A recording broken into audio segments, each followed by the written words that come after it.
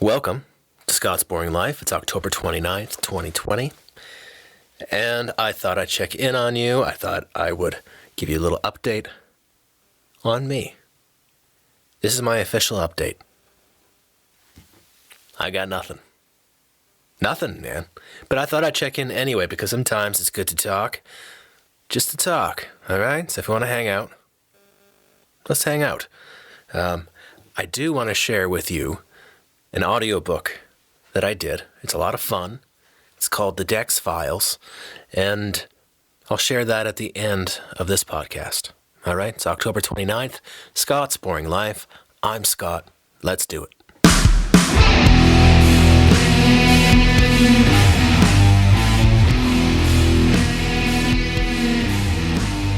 Where to start? Okay. Well, we're in the fall, Halloween's around the corner, and I'm locked into a routine, and I'm really, really happy to tell you that I guess I've reached the 14,000 word mark on my novel that I'm working on.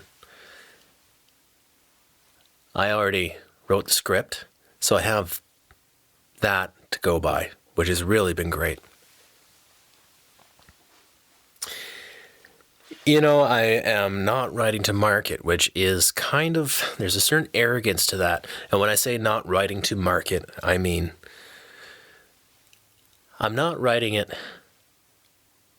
trying to please a mass audience or entice them to buy, which might be foolish, but that's what I'm doing. I'm just trying to do something that is as honest and badass as I can do. I think the title of the book is going to be Detour. The title of the script is Killer New App, but the book will be Detour. You see, I couldn't decide between the two titles, Detour or Killer New App, and I thought, well, perfect. I'll call it script, Killer New App, and the book, Detour. I recorded an audiobook called The Dex Files, and that's a novella written by my very talented and successful author wife, Karina, Halle. Now, The Dex Files, as you may or may not know, is a part of Experiment in Terror, EIT. Experiment in Terror is a series of books, of 9 books for now. It's going to be 10. A series of soon to be 10 books that my wife has written. It's paranormal romance, and it's a lot of fun. Right now, she's writing some dark stuff, so am I. So it's the fall of 2020, and this house has kind of a neat energy because we're both writing darker stuff, and that could lend itself to a negative energy, I suppose, but it's not. It's kind of a nice creative energy happening around here.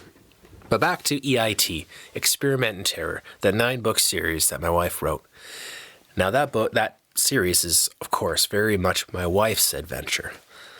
And I'm I was a guest in this adventure a couple times in my life, and right now I did the audiobook, The Dex Files. So what The Dex Files is a series of short stories that would be interesting to somebody who read the entire series and might want to see some perspective of the lead male character, Declan Foray.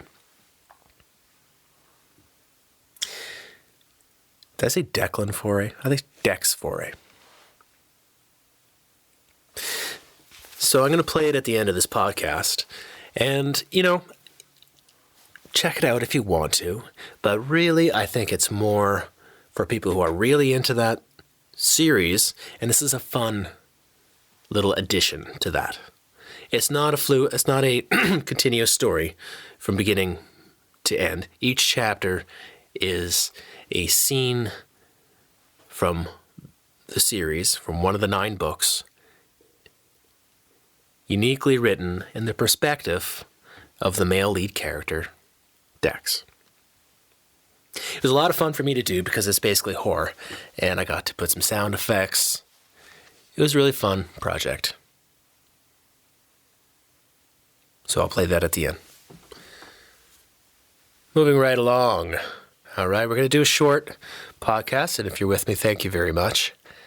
You can email me if you want to, scottmckenzie323@gmail.com. I heard a fun quote the other day, and here it is. Aim to connect, not to impress. I thought that was great. Aim to connect, not to impress. It's the kind of advice I would have loved to have heard when I was a younger man. I don't think I was running around trying to impress, but regardless, I think it would have been a helpful lesson. I think it's a helpful lesson for anybody at any stage of life, in fact. Aim to connect, not to impress. I thought it was good. So I'm back on social media. Yeah. And it's funny going back. It's different.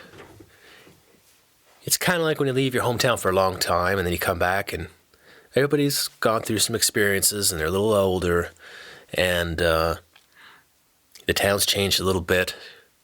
You know, that store you used to like is gone, or maybe has a new owner and a new name. A restaurant closed down, another one opened up. The town's different, it feels different, the people are different. And that's kind of what it's like going back to social media after over 3 months. Why did I go back? Well, you know, these podcasts are not being as heard as much as they used to because how I promote them is through Instagram and Facebook. And if you're listening to this right now, there's a good chance that you were directed here from Instagram or Facebook because I'm back on social media and this is my first podcast since being back. So I'm going to push this one along to hopefully get people to come by and have a listen and hang out with me and see if that's something that you want to do time to time. And if you do, please subscribe. Because if you don't subscribe and I disappear from social media again, which I probably will, well, we'll never see each other again. So subscribe. Email me if you want to, scottmckenzie323@gmail.com. Social media is so funny. It's interesting leaving for a while and going back. So more about that experience. Number one, I didn't say I was leaving. And I think that's a good thing to do. Isn't it annoying whenever you see somebody seems so self-righteous? Someone says, I'm taking a break, social media, blah, blah, blah, blah. Who cares? Just go. No one's going to notice. At least that's what I thought. I did get a few messages asking if I blocked somebody or, if I blocked them. And so I guess that's a thing to consider. But I didn't say anything. I just ghosted. I just left. And when I got back, a lot of people thought I was in trouble. I got into some kind of trouble, that I must have been in trouble if I would have done such a wild and reckless thing as to delete my social media. I don't know. Since I've been back, I've been on it like crazy, like a tick. Almost. Just that tick where you're picking up the phone and scrolling through. It's almost like quitting smoking and then you get back into it and it's kind of like an old friend. It's not so dissimilar. I find social media reminds me of 80s music videos. Remember that? 80s music videos, how silly they were.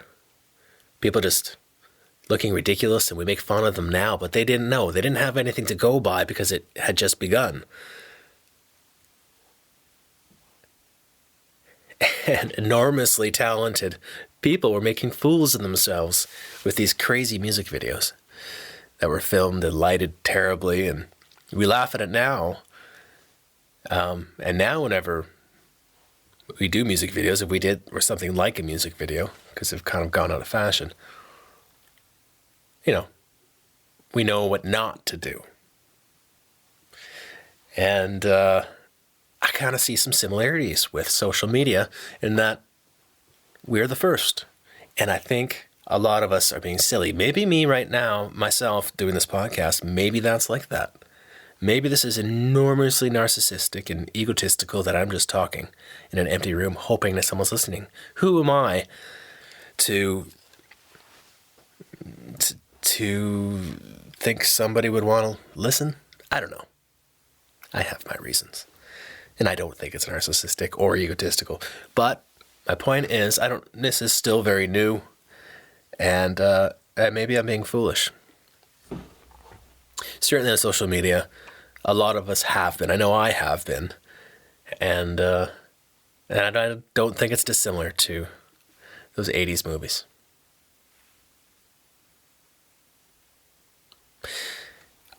If you ever think about quitting social media for a while, do it. Do it for a couple months. It's interesting. It frees up a lot of time in your day and a lot of space in your mind. And you almost get bored, but you have to fill up that time with something. And it's been really great for me.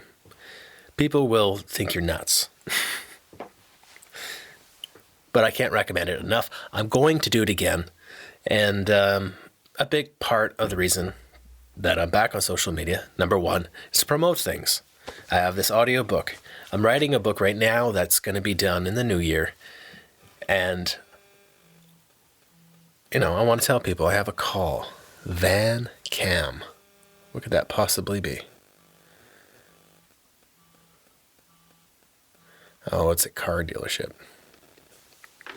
No thanks. Anyway.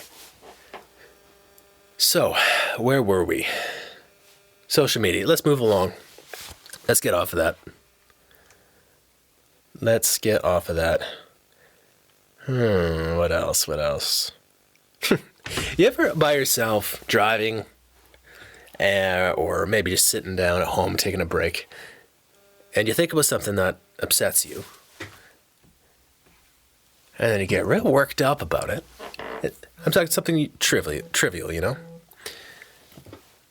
And then you forget what your mind goes somewhere else and you forget what you were thinking about that got you so upset. But you're still quite upset. You're still angry. You're sitting in your chair or you're driving and you're just, you feel that frustration,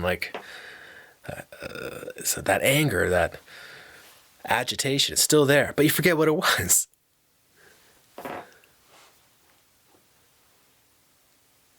And then you're like, well, what was it? What was it? I was just thinking, why am I so pissed off? And then you're pissed off. It's almost like a mission. Like you got to figure it out. What is it? You kind of know it was something trivial. It wasn't major, but maybe it was something major. What was it? And you think. And then finally, you remember what it was. That trivial thing. And you're like, oh yeah. Fuck. So then you're angry again, but sort of kind of satisfied and happy because you remembered the thing. Anyway, if you're visiting here and it's your first time, because I am promoting this on social media, there's a lot of these podcasts and all of them are different. A lot of them are just a hangout like we're doing right now. It's me rambling along. Sometimes I try to be funny. Sometimes I try to be absurd. Sometimes I'm making fun. A lot of times I'm making fun of myself. I talk like I'm with a high school buddy, not like my grandma's in the room.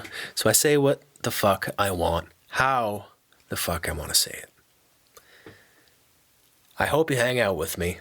Look back at some other ones. And if you're new in town here, if you're not new in town, I should say, and that you've listened to some before and you're just kind of catching up, well, since I've been off social media, I guess there's been 4 or 5. So if you want to catch up, they're fun. One of them talks about when I went to the Golden Globes, how Pierce Brosnan watched me pee. Just, interesting things like that. Okay, I'm going to play the Dex Files now. Yeah, I have a video that's ridiculous. As a joke, I put these effects on it to make my wife laugh. And so if you're on YouTube, you're going to see them. And they're ridiculous. I know that. But I'm not going to go and make a new video. It's there on my desktop. I can just drag it and drop it. That's what I'm going to do. So if you're watching it and you burst out laughing and the over-dramatic effects in the beginning, they're supposed to be ridiculous. They're supposed to be funny. I was trying to make my wife laugh. And she did. At me. But hey, in this business, as long as they're laughing, baby. Scott's Boring Life, October 20th. That's a wrap. Here is an excerpt, a sample of the audiobook, The Dex Files, that I recorded here in this room. And if you're into EIT, please do listen to that audiobook. I had a lot of fun doing it. And it might be the beginning of more. In fact, I would like to do more audiobooks. And if you're an author listening to this and want me to narrate your audiobook, hey, give me an email. The Dex Files. My name is Dex Foray, and I'm a hypocrite. Proud of it, too. I call my mother a monster, but I'm the one that took her name. Maybe because unlike my dad, she never left me. There's something to be said for sticking around, even if it kills you. I'm a hypocrite because I can't stand weakness in others, even though I'm born of weakness myself. I dish it out and laugh when they try to dish it back, like I'm above it. And sometimes I think I am. I'm a hypocrite because I hunt ghosts, and I've pretended all this time that the ghosts haven't been hunting me. And I'm a hypocrite because I judge people. I judge the fuck out of everyone I meet. From their music tastes, to their jobs, their lifestyle choices. And I judge them, but fuck them if they dare to judge me. They think they understand the monster in me, the monster in all of us, but they don't. They don't know where I've come from. They don't know my side of the story. But now you do.